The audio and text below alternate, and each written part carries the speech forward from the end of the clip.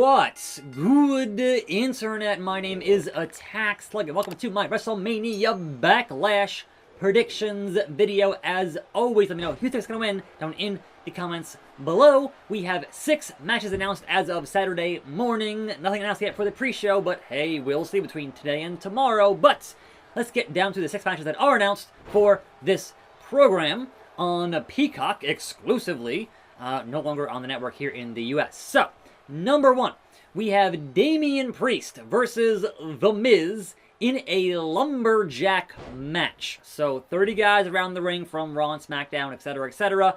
I don't see any reason for The Miz to win this match. It's The Miz, it's Damien Priest. Even if it wasn't a Lumberjack match, I think that Damien Priest, even with interference, would beat Miz Morrison. Hey, hey, ho, ho, whatever.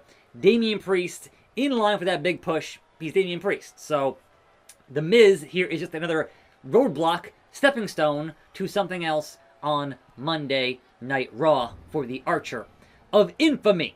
Now then, the SmackDown Tag Team titles. That is, the champions, the Dirty Dogs, Robert Roode and Dolph Ziggler, defending against the father and son tag team of Rey and Dominic Mysterio.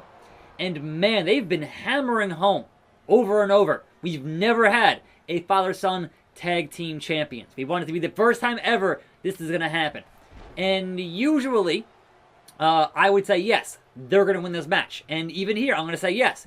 Mysterios make history winning this match. But WWE has a way of making these things get dragged out to a degree where you go, all right, they finally got it. It took way too long to get there. But I feel like they're going to strike here because you don't know how long Rey Mysterio is going to stay uninjured. Like, the dude gets injured here and there a lot. And so if you're going to do it, if you're going to pull this trigger on this father-son tag team champion storyline, you should do it now, not drag it off till SummerSlam. And granted, a better reaction out of SummerSlam with a crowd, hopefully. But I feel like if they're going to do it, they're going to do it here because you don't know when Rey might get hurt next, and then you can't do it, right? So if you're going to do it now. Mysterios, new tag team champions. Now, we have the Raw Women's Championship. That is your current champion, the Nightmare, Rhea Ripley, versus the Empress of Tomorrow, Asuka, versus the Queen, Charlotte. She managed to get her way in there somehow, some way, because she's Charlotte. But on that note, I don't think that the first defense here for Rhea is going to be, well, the first pay-per-view defense, I should say, clarify here. The first pay-per-view defense since Mania for Rhea, I don't think she loses, even with Charlotte in tow. And perhaps we get the next chapter in what's going on with Alexa Bliss, who's targeting someone that's wearing red, and Charlotte's wearing a red robe with that whole thing, and that costs her. And then we know that Rhea can beat Asuka, so that takes the Queen out of the equation, perhaps, for a while. And that is what it might be. Half and half suplex. So Rhea Ripley retains that Raw Women's title. Moving on to SmackDown side, we have your champion Bianca Belair defending against Bayley.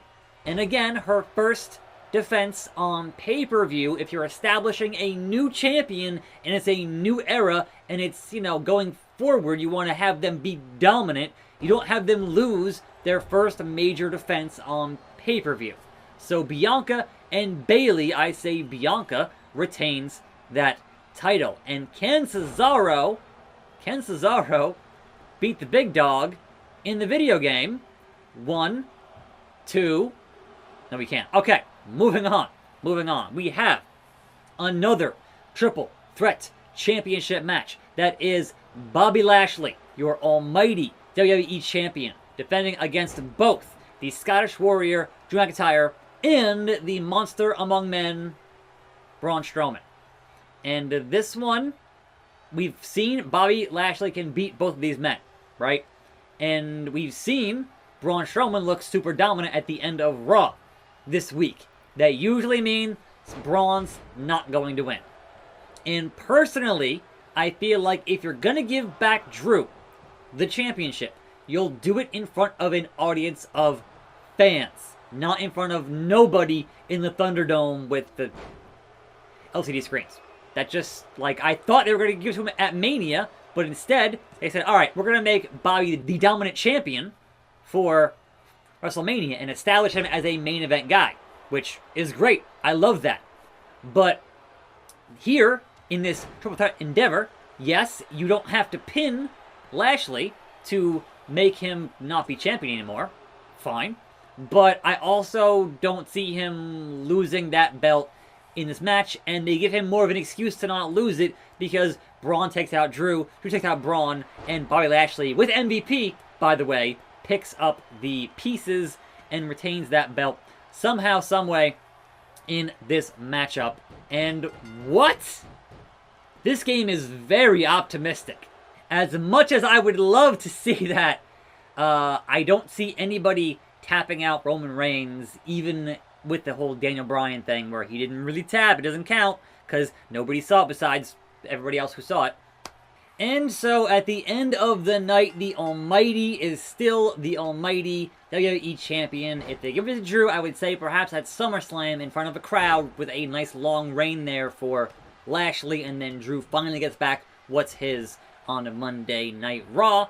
But it's Raw. Like, just about anything could happen. That show has just kind of been a slog to watch lately, so whoever is champion is not helping their brand or product in any real way. But who knows? Man, between now and the end of August, who knows?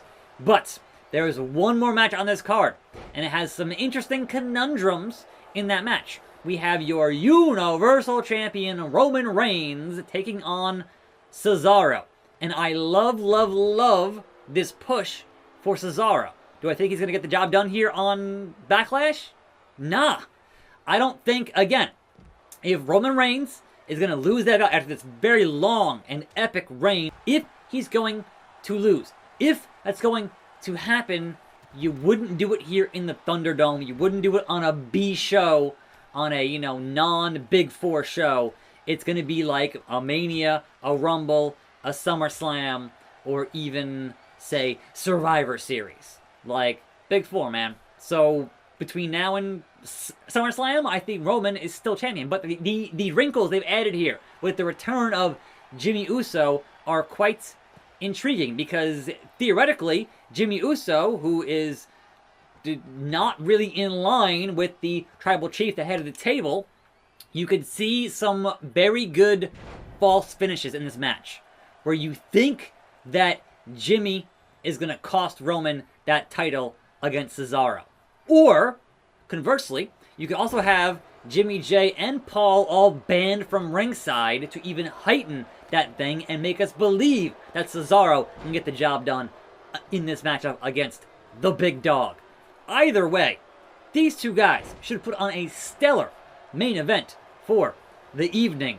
But yes, a whole lot of intangibles here, a whole lot of moving parts here with the wrinkles in the storyline, and I think because of those wrinkles that Roman stays champion to continue the thing with Jimmy, and perhaps next pay-per-view it will be Roman and Jimmy. Either way, we have like 2 more shows before SummerSlam in August for the next big match, the next big challenge, so certainly I could see Jimmy being in one of those shows between now and SummerSlam. But does that mean we'll see a Roman Reigns and a returning Edge for SummerSlam? It is quite possibly possible. But that is then, this is now, this is Backlash, WrestleMania Backlash, this Sunday evening on Peacock. Who do you think is going to win? Leave it down in the comments below. I'm attackslug. More videos from me on this channel right here. Tune in. I'll see you then. I'll see you next time. And I'm out.